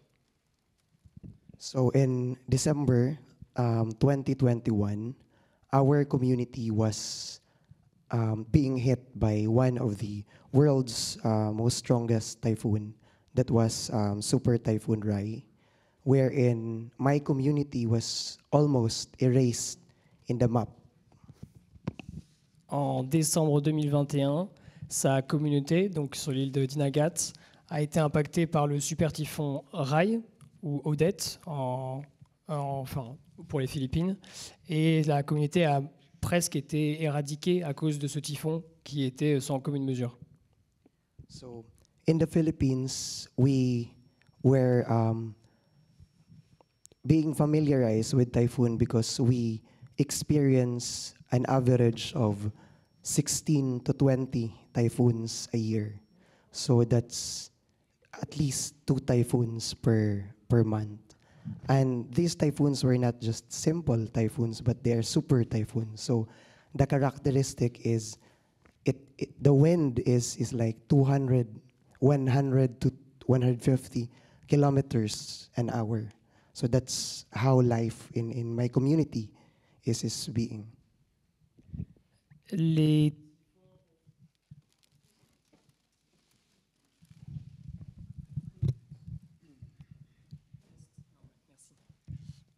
Les typhons aux Philippines sont des événements naturels en soi. Il y en a de 16 à 20 par an, ce qui fait à peu près 2 par mois. Mais ceux qui ont été expérimentés dernièrement, donc 2016 puis 2021, celui qui a impacté Franck et encore dernièrement, sont des super typhons et ils sont beaucoup plus fréquents. Peut-être que j'avance sur ce que tu vas dire, mais il y en a eu 6 dernièrement. Le mois dernier, il y a eu 6 typhons aux Philippines. Okay, so what's different with Super Typhoon Odette, that although we are very into with this, is that its intensity is like no other. The wind were coming from different directions. The intensity of the rain were equivalent into like 1 year of pouring. And since the houses in my community were just made of light materials, the roofing or light, it was made of wooden materials. None of the houses were able to withstand with this typhoon. So what happened 3 years ago is that everything in us or in that community were gone, or it was all perished, from our fishing boats, which is the primary source of our livelihood, and to the coconut trees also. So everything in there were, let's say, none of which remained. So now maybe you will wonder why I am here and I am giving this story. It is because this is our only chance to tell the world that climate change is indeed affecting everyone. And what's worst is that it made our community to suffer intensely. We are poor, but we are becoming poorer. And if there in the community in Canada, there were actually pipelines situated. But in our community, there were no pipelines at all. But still, we suffer the most on the effect of climate change, of which typhoons are getting stronger in the Pacific. Alors le typhon Odette a été une catastrophe vraiment très traumatisante pour Franck ou sa communauté, des vents qui venaient dans toutes les directions, des fermes de cocotiers qui ont été arrachées et des bateaux de pêcheurs alors que c'est un peu leur seul moyen de subsistance. C'est une province très pauvre, comme il disait, mais elle a été rendue encore plus pauvre et plus pauvre à chaque fois qu'il y a un typhon passe. Et c'est pour ça qu'il vient ici aujourd'hui pour expliquer que sa communauté est extrêmement affectée. C'est en expliquant des histoires qu'il espère pouvoir finalement faire une forme de militantisme, pouvoir réveiller les gens, notamment parce qu'aux Philippines, ils sont parmi les plus impactés, parmi les plus vulnérables, tout en étant les moins responsables. So, yeah, right now, apart from the effects of the Super Typhoon Odette, we are still coping and struggling from it. And what's worst in the Philippines is that we are facing typhoon more frequently. Like last month, we face at least 6 typhoons in just a month. So imagine for us, for every Filipino, to suffer that intensity or to face that storm in a month I'm speechless how to describe. Well, this is the worst effect of climate change, and this December, this is typhoon season. We might be able to face such, and yeah, it's getting more intense.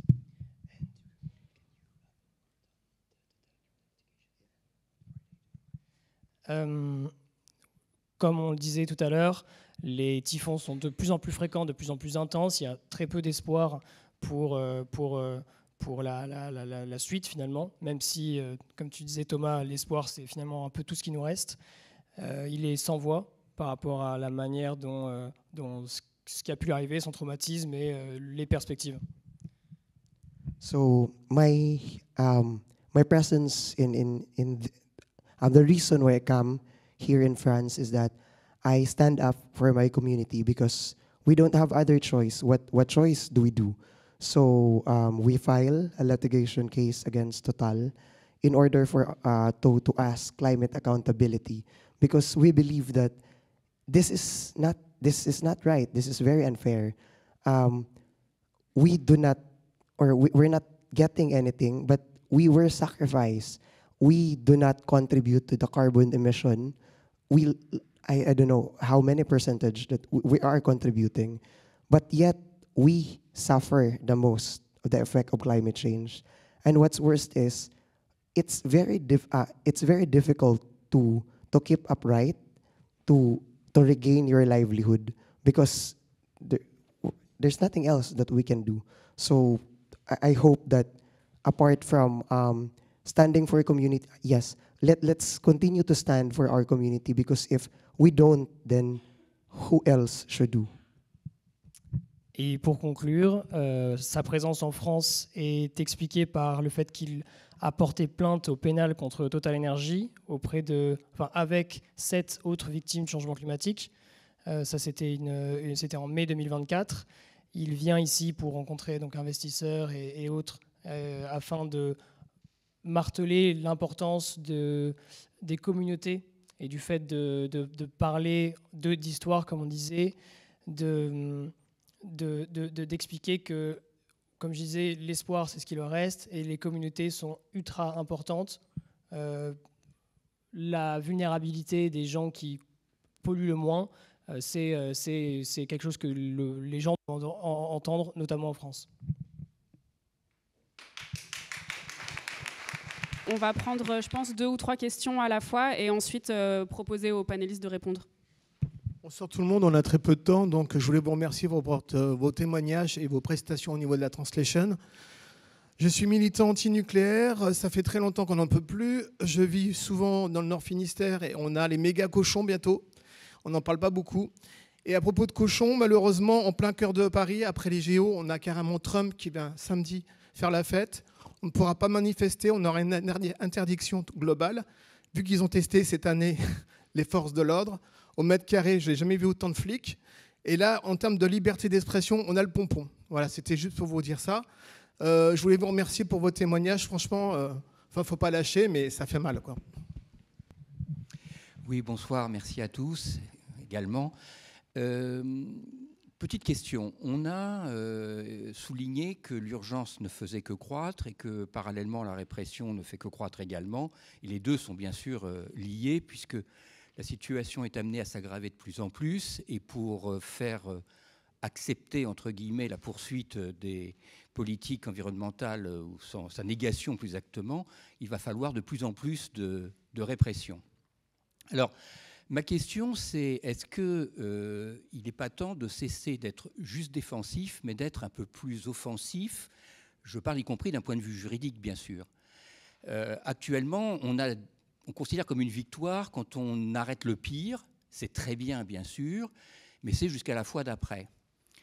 Est-ce qu'il existe, petite parenthèse, j'ai le sentiment comme ça que le secrétaire général de l'ONU est quelqu'un qui est plutôt sensible à ces problématiques. Existe-t-il déjà un corpus juridique suffisant? Si oui, pourquoi n'est-il pas utilisé? Sinon, n'est-il pas temps de commencer à faire un corpus juridique de telle sorte de pouvoir se retourner de façon extrêmement incisive vis-à-vis de ceux qui soit font abandonner des politiques climatiques, comme on le voit en France en ce moment, par exemple, soit utilisent des moyens disproportionnés contre des militants non violents, je pense à certains ministres de l'Intérieur, par exemple, ou y compris contre certains industriels ou paysans qui sauront faire appel à la solidarité quand il n'y aura plus d'eau du tout après leur méga-bassine. Donc est-ce qu'il n'est pas temps de prévoir et que ces personnes qui prennent ces décisions délétères pour l'ensemble de l'humanité puissent éventuellement s'attendre à des poursuites qui pourraient les rendre un petit peu plus pondérés dans leurs décisions? Thank you. I had a quick question for Ms. Wickham. First of all, thank you so much for the both of you to having come all the way to speak to us tonight. I wanted to ask how you felt when you heard that CGL was actually afraid of retaliation if the British Columbia police were to arrest you. Do you think that that fear is something useful for your fight, or would you rather that there didn't have to be fear in any case? Oui, c'était une question pour Madame Wickham, pour lui demander si cette peur que le CGL avait donc peur de l'arrêter parce que il y avait une peur d'un combat, d'une réponse des personnes locales. Et je lui ai demandé, est-ce que cette peur est quelque chose d'utile? Est-ce que c'est quelque chose qui peut être utile pour ce combat? Ou est-ce que plutôt elle aurait le souhait que cette peur ne doive pas exister en premier lieu? Bonjour, j'ai aussi une question pour Freda Hewson et Molly Wickham.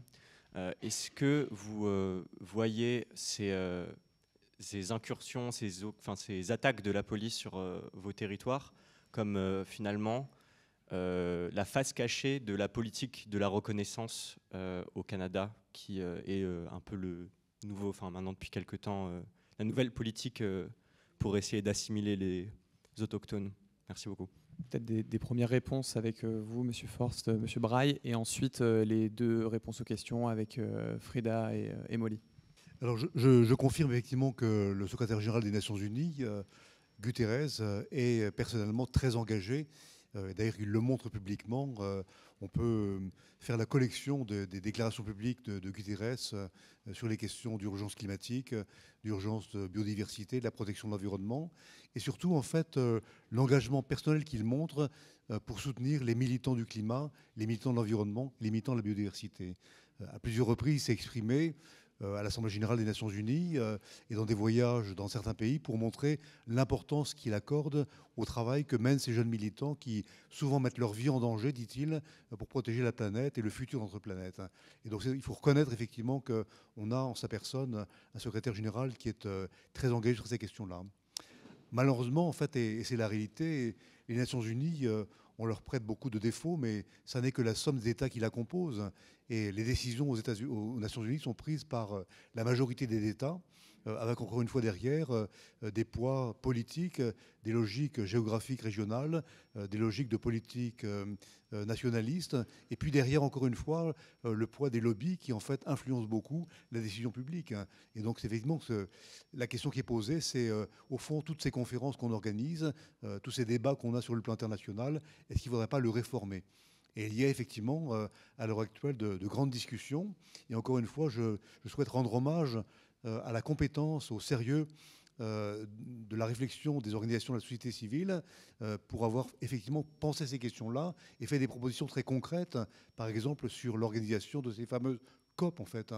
Faut-il les faire tous les ans ou tous les 2 ans? Faut-il laisser un tel poids au lobby dans ces enceintes? Est-ce que le mode de discussion et de prise de décision doit rester le même? À l'heure actuelle, c'est le consensus. Et il suffit qu'un État décide qu'on ne veut pas d'un paragraphe ou qu'on ne veut pas d'une décision pour que l'ensemble du processus soit bloqué. Est-ce qu'il faut changer également le mode de décision pour éviter qu'on ait un blocage par 1 ou 2 pays pour avoir plutôt une décision avec une majorité qualifiée, une majorité très large pour montrer que c'est ça que la communauté internationale veut. Donc il y a vraiment plein de réflexions à l'heure actuelle et il faut savoir écouter la sagesse de celles et ceux qui réfléchissent avec les Nations Unies sur d'éventuelles réformes pour faire en sorte que ces lieux de décision deviennent des lieux qui soient plus utiles à la décision et plus utiles au fond à l'avenir de l'humanité. Moi, je parlerai qu'au niveau français. Je pense que cette question s'adresse aussi au niveau des instances juridiques. Il y a très peu, de toute façon, de juges qui sont formés à l'environnement. Il faut le savoir. C'est une vraie catastrophe. Est-ce que, parce que j'ai envie de vous dire presque que c'est quelque chose qui est tout nouveau, hein, je trouve qu'on parle, enfin moi quand j'avais 20 ans, l'environnement, ça nous passait un peu là, quoi, tout le monde d'ailleurs. c'est quelque chose qui est là et qui est présent maintenant parce qu'il y a une urgence. Mais est-ce qu'il y a vraiment aussi une volonté dans les tribunaux de traiter l'environnement comme il se doit? C'est une question ouverte que je pose. Je ne pense pas, en fait. Moi, personnellement, je ne pense pas. Je pense que les lobbies, on en parlait. Je pense que le BTP, je pense que toutes les personnes qui ont des projets et qui font tourner l'économie mondiale, en fait, ils sont bien plus forts que nous. Et je trouve que parfois, c'est très rare des jugements qui sont rendus en faveur de l'environnement. Et d'ailleurs, je tire mon chapeau donc, du coup, à la rapporteuse publique, cette magistrate jeune qui n'a même pas 30 ans, je crois. Je l'ai vue clairement au tribunal de Toulouse, je l'ai vue faire son plaidoyer. Je suis très admiratif parce que elle commence soit une carrière historique, soit, à mon avis, une carrière dans les oubliettes, parce qu'elle sera très certainement mise, je pense, clairement au placard. Il ne faut pas avoir peur des mots. Par contre, si le projet tombe, en fait, je pense on pourra inscrire son nom dans le marbre, quoi. Voilà. So I'll answer the first question of retaliation first. Thank you for that. I think that it actually is useful that the companies, private industry, and government are fearful of the Wet'suwet'en and of Indigenous people and our allies and accomplices. There was another pipeline owned by TC Energy that was proposed for our neighbor nation, the Giksan. TC Energy sold that pipeline. After the first raid, TC Energy, which used to be TransCanada, changed their name. They don't want the bad publicity. They don't want the added costs. The pipeline cost ended up costing more than $10 billion extra because of the resistance that we launched against them. So and they were not only over budget, but it took them 2 extra years of construction than what it would have to build the project. So it's useful because people are going to think twice. Industry is going to think twice before they come after our lands again. And they know that it's going to cost them money. It scares the investors who are trying to invest in projects that are going to go through Wet'suwet'en territory. So I think that it's very useful in that sense. Je vais répondre à la première question sur la peur des représailles. Je crois qu'en fait, c'est extrêmement utile que l'industrie, les entreprises privées et le gouvernement aient peur des Wet'suwet'en, de nos alliés et des peuples autochtones. Il y avait un autre gazoduc prévu par une entreprise qui s'appelait à l'époque TC Energy dans une autre nation, enfin sur le territoire d'une autre nation. Là aussi, il y a eu des raids de la police et l'entreprise a dû changer de nom face à la mauvaise image que cela avait donnée d'elle. Et par ailleurs, grâce à notre résistance, ce projet leur avait coûté 10 milliards de plus que prévu et les chantiers avaient duré 2 ans de plus. Donc c'est très utile que ces acteurs aient peur de nous parce que cela veut dire qu'ils y réfléchiront à 2 fois avant d'essayer d'établir un projet sur notre territoire. Ils sauront que cela leur coûtera de l'argent et ça va faire peur aux investisseurs. Donc oui, je pense que c'est très utile. For us, it has been shown effective for what we have been doing as the provincial government set up a private meeting with my clan. As he said, when he went to Asia, the Asian people asked him, what about Unist'ot'en? So he came back and he set up a meeting, but he told us this meeting didn't happen, that we weren't allowed to tell anybody that he came to talk to our people. So he met with our governance office and they started negotiating something for their own benefit, but still it raises awareness to investors when there's opposition that they recognize our name because we've been blocking them for over 10 years. They ask, what about Unist'ot'en? Because they were worried about investing if people are going to block. So the tactics and techniques, they are working.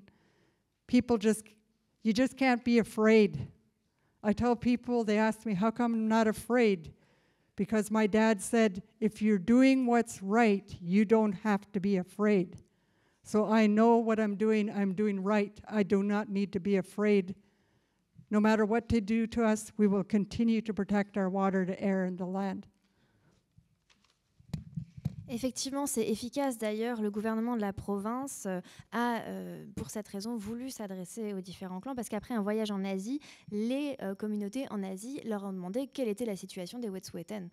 Et donc, c'est là qu'ils se sont adressés au bureau. Et ça prouve bien que les investisseurs, grâce à tout le bruit qu'on fait, prennent peu à peu conscience et ont peur justement des répercussions. Et ça marche. Et nous, je crois, de notre côté, nous ne devons en revanche pas avoir peur. Mon père m'a toujours dit, si l'on se bat pour quelque chose de juste, si l'on fait la chose à faire, alors il n'a pas raison d'avoir peur. Et nous allons continuer à protéger notre air, nos eaux et nos terres.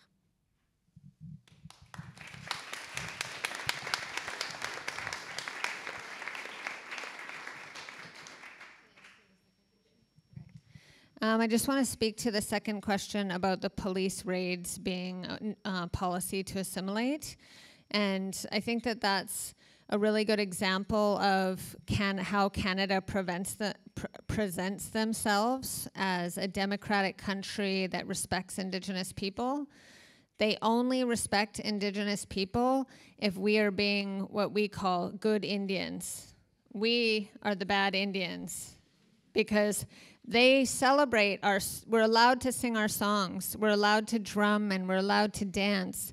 But when we try to uphold our laws that have been in place for thousands of years, we are met with militarized police. We are met with all of the state repression. And so they're encouraging people to be the good Indians. You're allowed to exist here if you only sing your songs and you only dance your dances, but you try to be yourself in a whole authentic way and uphold your law, and that's what's going to happen to you. And so they used that tactic to remove us from the land, to stop us from being who we actually are as Wet'suwet'en Indigenous people. J'aimerais maintenant répondre à la deuxième question sur les raids de la police et est-ce que c'est de l'assimilation aussi un peu cachée.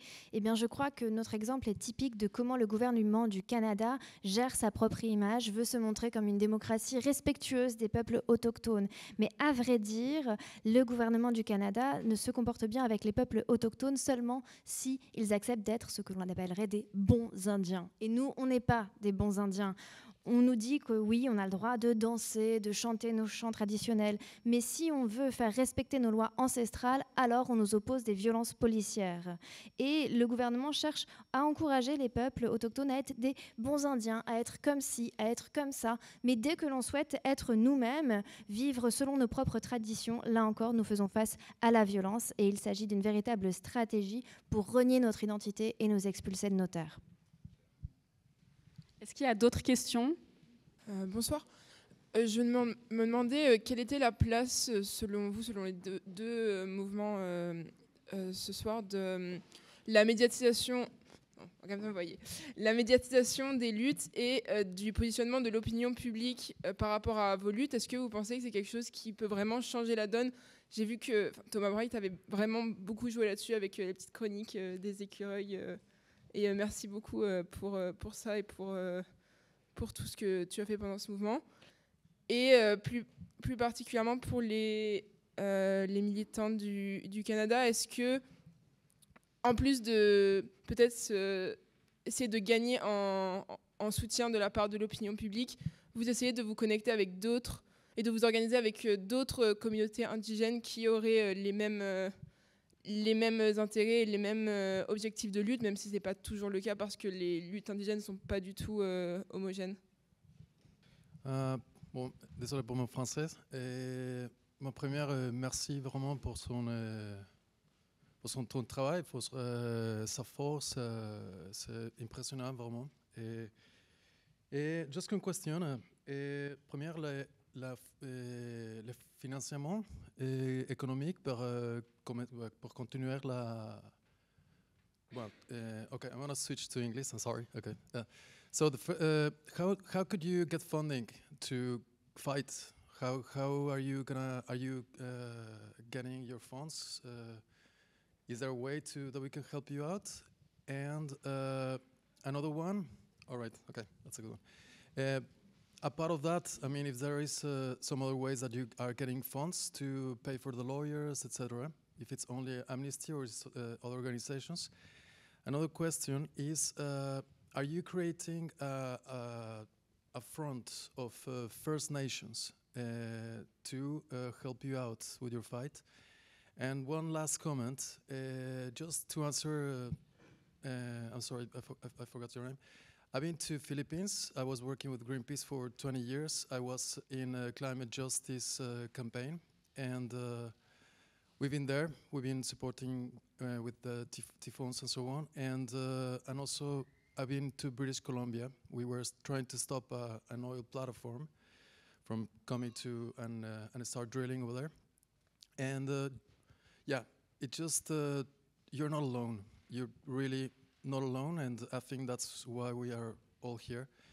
And yeah, and really thank you for what you're doing. It fulfills us.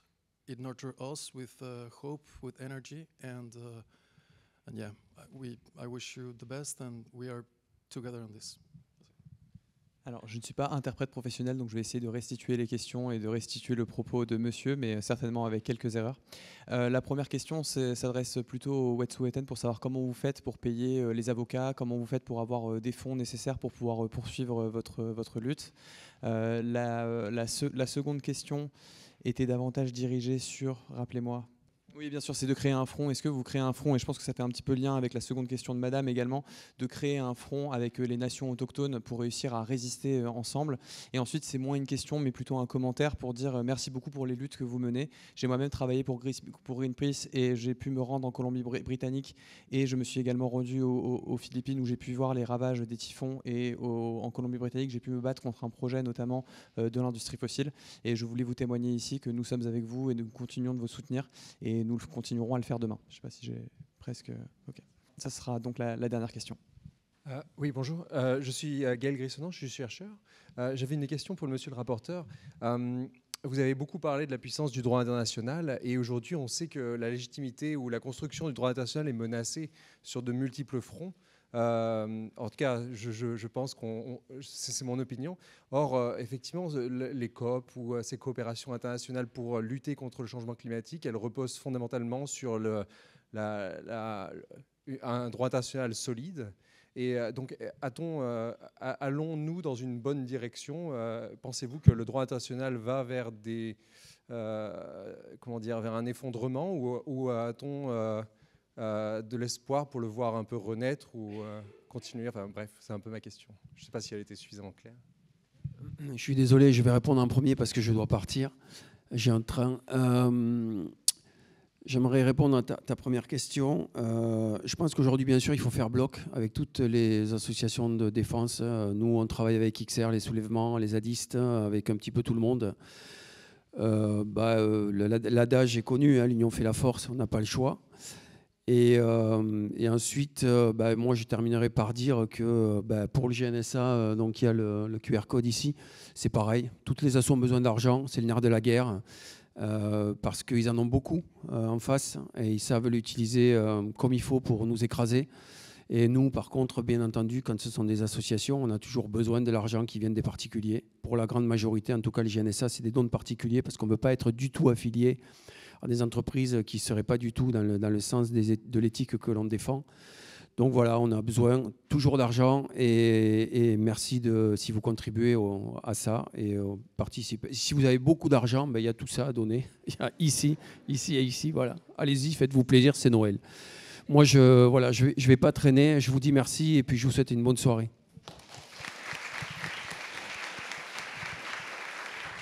Merci beaucoup Thomas d'être venu. Et du coup, vous pouvez... Pour soutenir les associations, j'ai oublié de vous dire, ça c'est juste affiché derrière moi, mais du coup on vous a mis les liens vers les sites des différents, du groupe national de surveillance des arbres et sur celui-là vous aurez plein de liens pour soutenir point de contrôle de Guilimten et le camp Unistoten, donc de Slédo et Freda respectivement, y compris financièrement. Merci Thomas. Peut-être je vais répondre d'abord pour laisser en fait la parole ensuite pour terminer à nos deux invités du Canada qui ont des choses aussi à nous communiquer, et un enthousiasme aussi à nous faire partager. Je n'ai pas envie d'engager un débat trop juridique avec la question qui a été posée.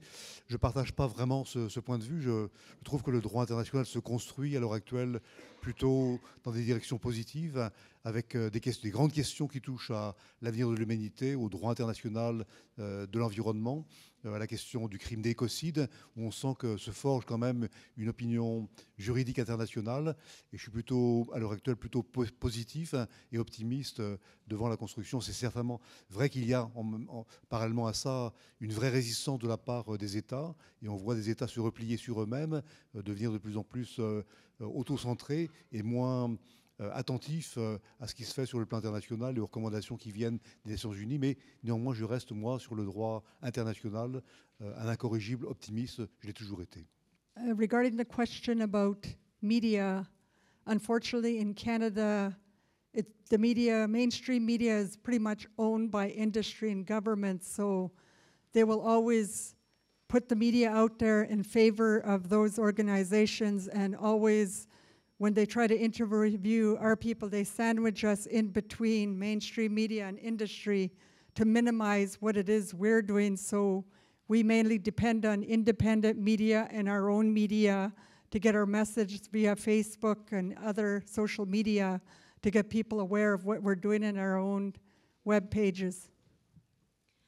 Pour répondre à la question sur l'importance de la couverture médiatique, malheureusement au Canada, les médias traditionnels sont en fait possédés par les industries ou par le gouvernement, donc il y a forcément un biais en leur faveur, et lorsque l'on est interviewé par ces médias, ils minimisent toujours notre action, notre combat, et donc on est obligé de compter sur des petits médias indépendants ou sur nos propres médias, sur nos réseaux sociaux pour communiquer sur notre action. Before 5 years ago, when this struggle became in mainstream media, people didn't know the difference between a band council, Indian Act Band Council, and hereditary governance, traditional governance. And that's something that through our own media and education has really spread across so-called Canada, so that people are understanding who the true owners of the land are and what we're actually fighting for. Par exemple, il y a quelques années, avant que notre action soit vraiment médiatisée, personne au Canada ne savait quelle était la différence entre les conseils de bande établis par la loi sur les Indiens et les chefs héréditaires. Et grâce à nos propres médias, grâce à le travail d'éducation que nous avons fait, maintenant, on en sait plus sur ces systèmes de gouvernance. In terms of trying to reach out to other Indigenous people, we have been doing that work successfully. A lot of the actions and solidarity actions that came about in 2020 were from other Indigenous people. And in 2021, the Haudenosaunee, the Mohawk people, and all of the related Haudenosaunee people from the central areas of Canada came to support us. And that was a huge win for us in terms of how the police responded.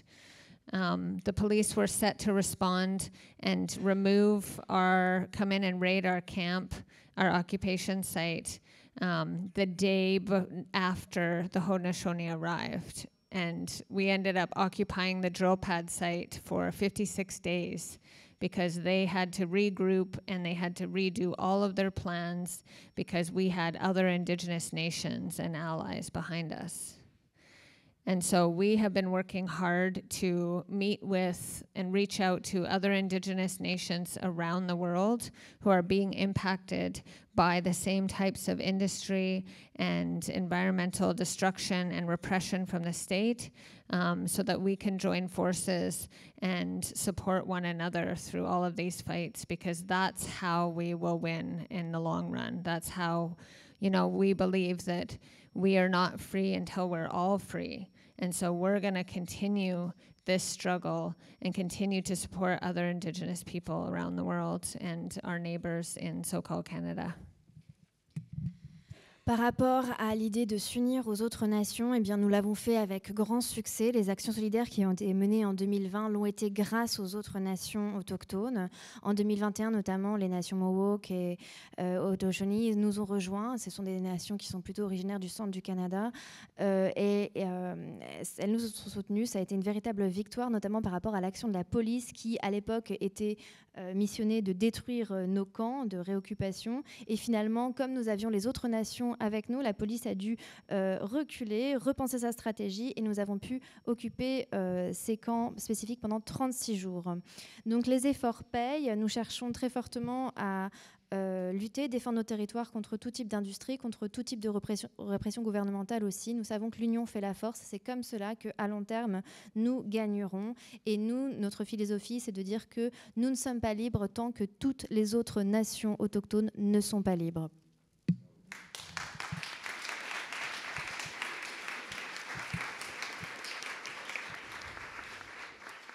I just wanted to add one more important. It's not up just to the Indigenous people to do this. It's up to everybody because we're all connected by water, air, land. The more people that we educate, the more people that stand up, then the government can't repress everybody.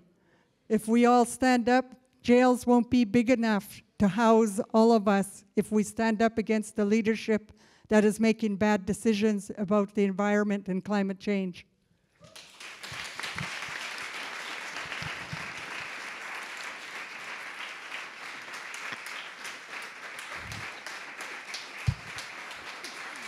Un dernier message,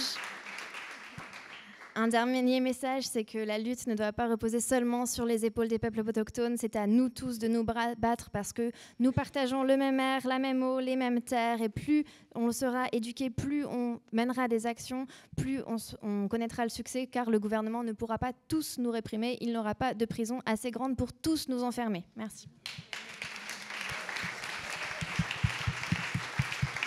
Merci beaucoup. Je pense que c'est pas la peine d'ajouter, c'est pas la peine d'ajouter quelque chose après ça. Donc merci à tous d'être venus. Merci à Franck d'être aussi venu pour pouvoir témoigner ce soir. Merci Monsieur le rapporteur. Merci à Thomas qui est déjà parti. Et merci à Frida et Sledo d'être venus cette semaine à Paris et d'avoir parlé ce soir et témoigné. Et merci à vous tous d'être venus et bon retour. Merci.